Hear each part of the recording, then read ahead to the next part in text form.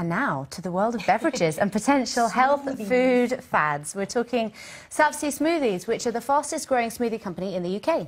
In just 3 years, this company's turned into a $13 million turnover business. Savsé has seen a 600% increase in sales in just the last 12 months.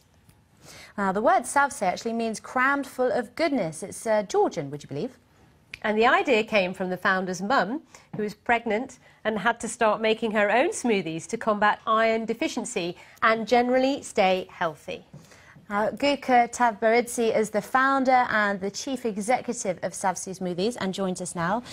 Welcome to the programme. Thank you very much. It's a pleasure to be here. Yeah, thank you. So, this is really your mum's recipes, and it's 30-odd years in the making. How hard was it to turn from, your mum's kitchen into, a business that is turning over sort of 600% turnover?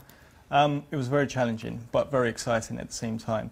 It was roughly around 5 years ago that I wanted to start something of my own. Earning a living wasn't enough anymore. I wanted to start something with the right values and watch it grow into something spectacular. But I literally had no idea how to start. I had no FMCG experience and no degree. Just a normal guy with a dream of wanting to do something of my own. At Savsé, I experienced really humble beginnings. First 2 years of setting up the brand and launching it January 2013. I was actually sleeping on my mother's couch, which was my meeting room, bedroom, everything in her living room. So it was quite challenging, but as an early entrepreneur, you're willing to do whatever it takes. And clearly, you've managed to pull it off because, as you say, you didn't go to business school or anything like that, but you were very passionate about your product.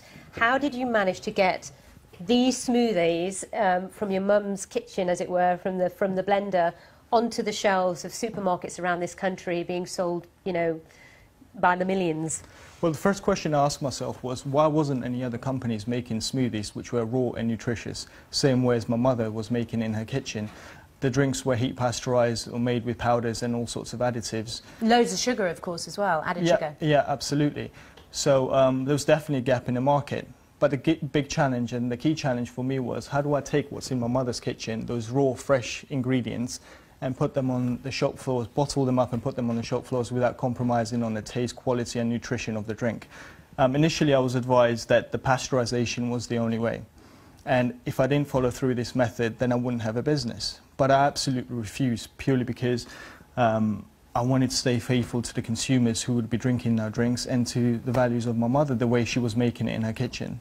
So some of the bigger, more well-known competitors do a different process. They're using powders, they're using a heat pasteurization process, which is not as authentic and natural. That's what you're saying. Absolutely. And that's why your smoothies actually are quite a bit more to buy than, say, for example, the bigger names we've heard of that are on the shelves everywhere.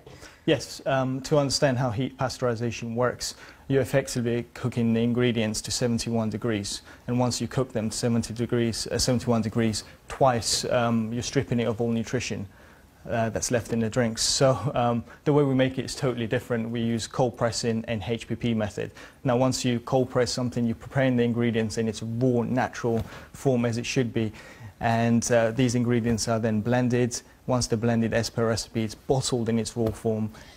But Gukka, the thing is, looking at these products, you've got purple, orange, green, white. I mean, those are all very similar looking in colour and clear bottles. So lots of other ones that we see on the shelf. So, and of course, they are more expensive. So to people who don't know the brand and don't know about the fact that cold press is better for you, why would people go out and buy this when the one that looks really similar to it, right next to it on the shelf, is maybe £1, $1 cheaper?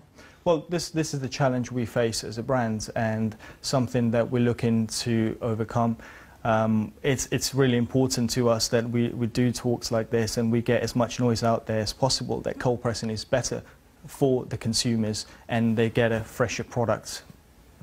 There's so much more to discuss, but as ever, we're told we're out of time, which is a real shame. But thank you so much for coming in and telling us your story, and we wish you all the best. Thank you very much. Thanks.